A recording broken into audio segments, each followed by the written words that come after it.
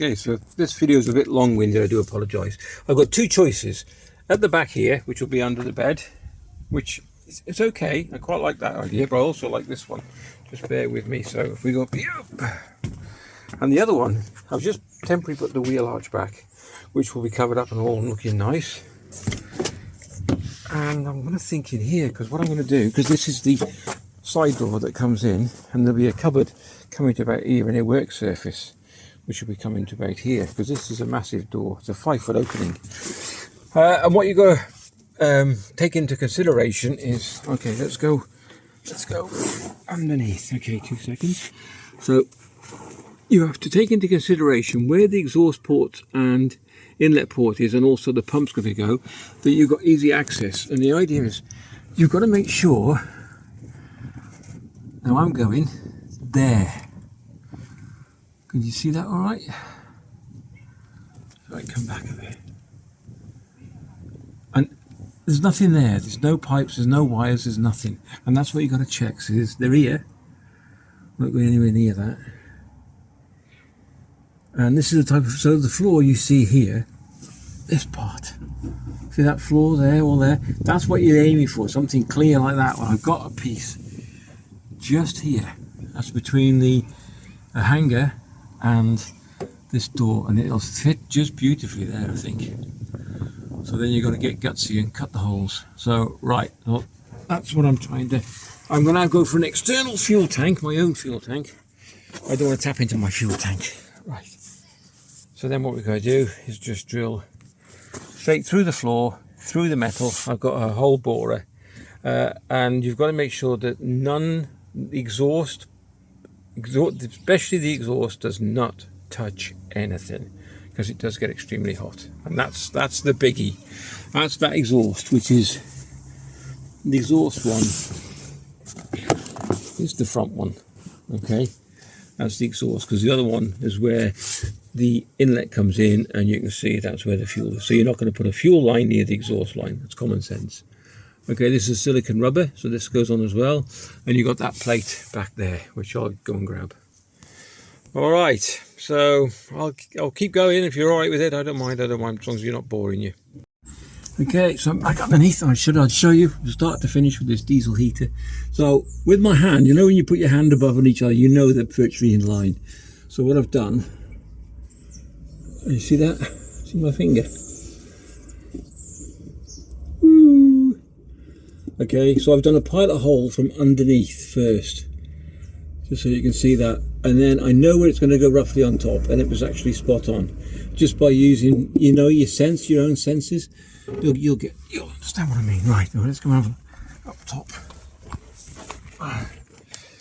Here we go. Oops, camera blockage. There you go. So the idea is then the heater, which I've ordered a special plate for, I will explain that as well. So the heater now will sit virtually here. So it's by the door, which is great, because there'll be a cupboard coming out right about here. It's like I said, about here. And then the air vent will come out either straight or probably to my right, or my left at the moment, but to the right, through the cupboard, and that'll heat all that. And then that space at the back there is where it draws in the warm air from inside the vehicle. It doesn't draw in air. The air comes in from underneath the combustion chamber. That's the air that comes in. It sucks air in, and this reuses the internal air inside the vehicle to reheat it, so it stays nice and warm. If anybody knows as well, there's a shutdown period on these, so when you close them down, they must close down properly. You can't just switch them off. It'll cause damage, because this overheats the CPU, the circuit board inside. Okay, that's where we are so far. I'm waiting for the part to come. I'll show you that, then I'll show you the full fitting. Okay, the diesel heater base plate turned up. As you can see, 30 centimeters, which is this distance, which is the distance between this, top of this, and the metal. I've marked it like I've shown you there. So now what I'm going to do is line this up the best I can, and then I'm going to draw a circle. I'm going to draw that circle onto the wooden floor. Pretty straightforward. Just draw around it with a pencil. Done. Okay, using a hole borer, just roughly, I'm not going to show you everything, just have a quick go. I've shortened the length of the drill so I don't go through the floor and make loads of holes. I just want to go, through the metal floor. I just want to go through the wooden one.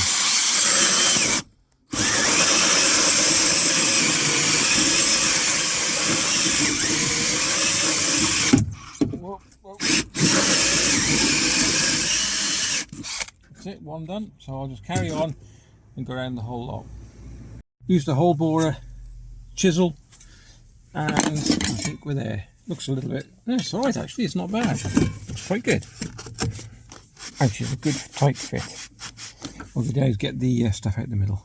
Okay, done, cleaned up, now fits perfectly. And now we've got to line up the 2 holes and make 2 holes in the floor. Okay, so yeah, sit down, look at that. Beautiful. So now I've got to get a pen and just gradually mark it. Okay, once it's all lined up, get a nice pencil or a marker pen and just roughly see if you can just get round and go around this. I'm going to cut 2 nice, well, I'll probably have to cut the whole lot out, I think, but we'll see. Okay, and that's what we're down to next, so I'm going to get a big drill. Okay, borrow the Nuber's hole borer, makes life a lot easier. Go and check this underneath, set the heater on top. Okay, I'll just get a file and make sure they're pretty well much lined up. Then I'll paint it and go from there. Screwed the base on and used a little bit of Loctite on each nut. I'm going to fit the exhaust pipe now, which goes on the opposite side, because there's no way you're going to have a hot exhaust by a diesel input, okay, which is your diesel input. So you can always tell, because on the end where the furnace is, that's where the hot air comes out.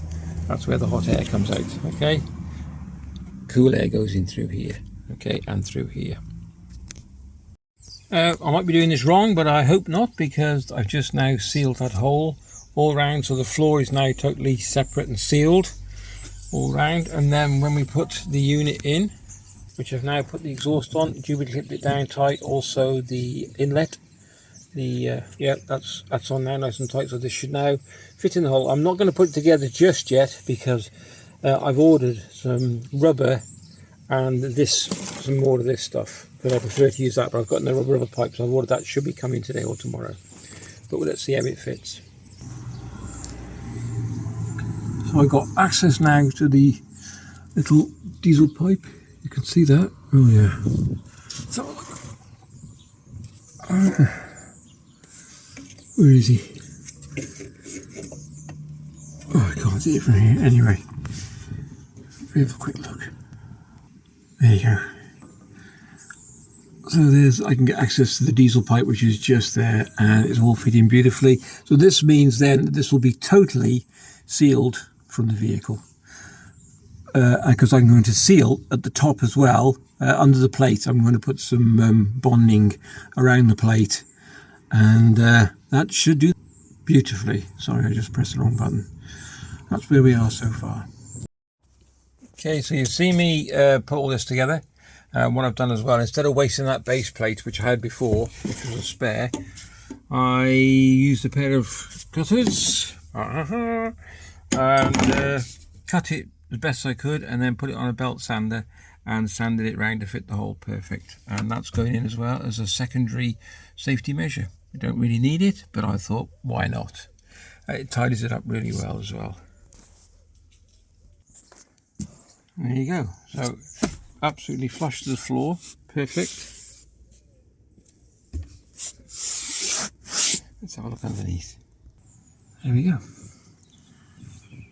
So it's not going to fix yet until I get the pipe, which hopefully comes today, the rubber pipe. And there we go. This will go, of course, to the side, and this will go at the back, out the way, tucked up out the way. So will this just go out to the side here somewhere, up on this sill. Okay, here we are. Okay, I've just pushed the rubber hose on halfway. This is the new stuff that's come, so I'm using the rubber, not the other stuff. I'll put one clip there and one clip there, so we're just going to feed it on to here now, and I'll show you in a sec. Okay, I put a little bit of silicone, sorry I got covered in it, just around the circle on the inside, so it's just touch. I don't want too much because we have to take it out again. It's going to be a bit of a bugger, so I've just put a little bit on the inside around the top, of the turret. And now I'm just going to screw this down.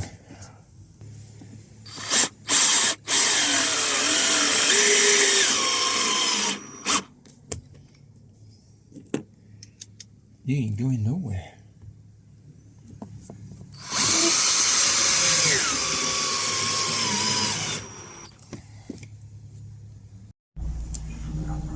Okay, done. Okay, on reflection, I've had to turn around the other way. Simple reason is I couldn't get the exhaust and whatnot to go the way I wanted to go. And the way it was, the induction, which is the air intake, would be right by the back wheel being chucked up with water. So let's have a look. Okay, so now I've got the exhaust going back towards the back wheel, which is fine. And I've got the front now, which is this induction, which will go here and then up out the way and tuck up, probably tuck up here out the way. You can see that. There we go. I cut the wires for the fuel pump so I could feed it through the... Oh, come on, focus, that's it. So I could feed it through the body. I cut them at different lengths just in case they were polarities different. I do not know. And I've gone through the body, down underneath, through a grommet, put a hole in the grommet. I'll show you that. I said I'd do a full install. I'm doing a full install. Okay, so it's me. There's the grommet, so I've gone through that, so that's all been nice and watertight. Here's the other end, and that'll go onto the pump, and I'll fit the pump to the body. I haven't decided where yet, probably up underneath here to this. Okay, and then the fuel line will go on the pump and the fuel filter as well. I'll keep doing them. I'll keep you posted. Not too sure about the exhaust. Yes, it could just go here onto the sill, and that would be it, but we'll see. Okay, got the tank, drilled a 8mm hole using 8mm drill, of course, which would be common sense. Now we're going to put the tap in. I've got a couple of taps actually. The one that came with it, I will use that one, which is a smaller one. I'm going to drop a wire now from the top through to here, so then we'll feed this down it. I'll show you what I'm doing. There's the hole. Get the wire. Feed it through. Just bend him over the top. Doesn't go anywhere for a second. Oh yeah, I'm going to do that really. Just drop him down straight away. So find the little... Don't forget, you got to put the rubber washer on first on the one. Okay. Let's feed him through. A little bit awkward because the wire's a bit bent, but it straightens up in a minute. There we go. Okay, that feeds down. There he is. Pull him back through. Okay, and screw on the next washer. Hold him in place. Oops, sorry. Like so. And then the nut.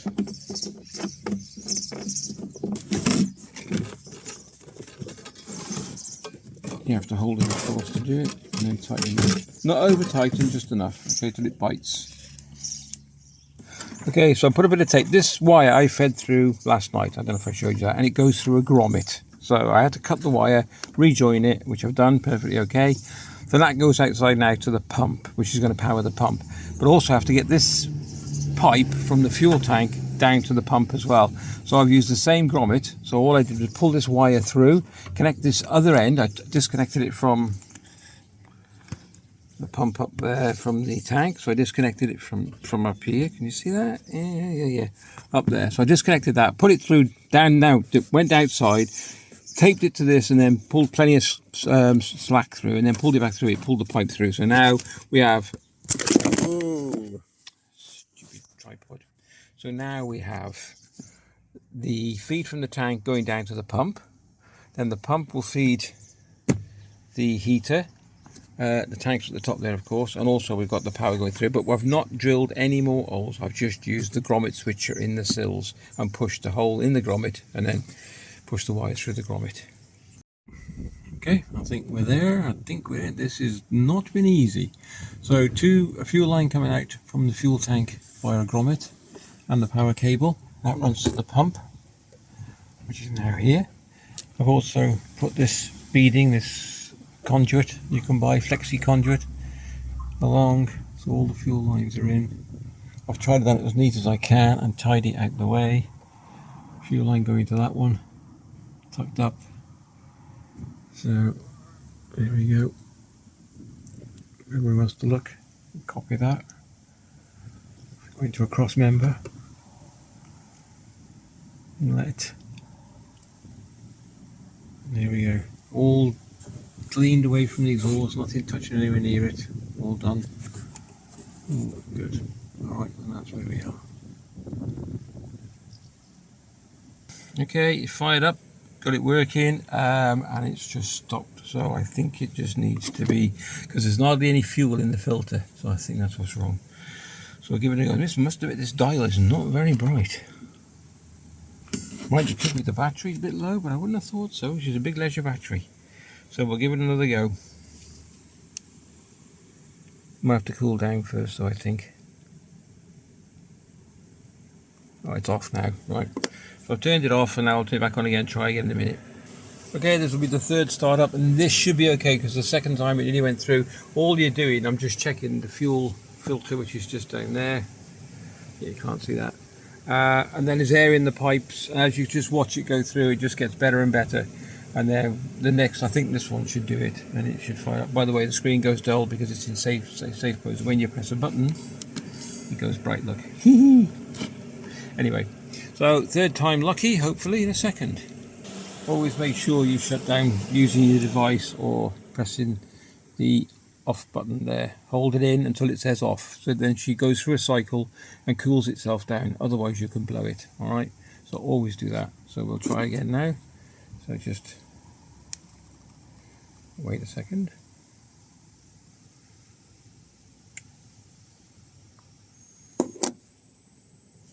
There we go, it's on.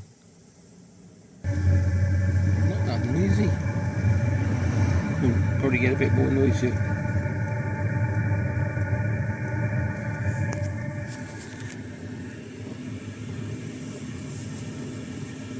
Can hardly hear the pump in here. Can't hear the pump. Looking good. What's the heat? Oh, look at that. Beautiful. No smell whatsoever, because it wouldn't be. It's all outside. Now she's fired up. And you can see by the digits.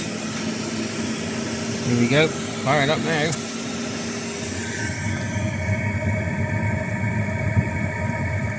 Brilliant. Okay, chuffed with that.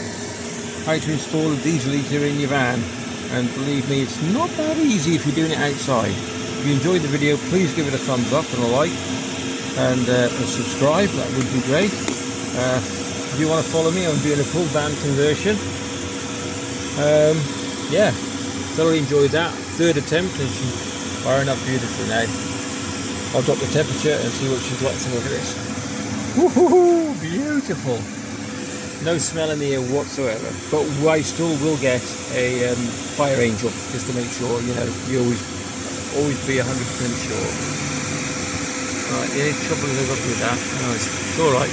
The filter's not filling up that much at the moment. You can't see that. No. Okay, take care and we'll catch you in the next one. P.S. This is now gone down to 1 hertz, which is the temperature reading. I think you can change that. I haven't looked at it yet. But it's down to 1 hertz. It's on tick over and it's pumping out some sort of heat. This is a 2 kilowatt. So at the lowest setting, you're going to heat this van up very comfortably and stay very, very warm in it. Okay, just thought I'd let you know that one. Okay, can you hear? You can hear the pump now.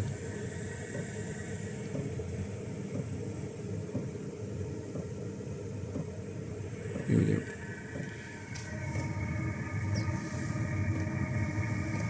Okay, sorry. Take care. All the best.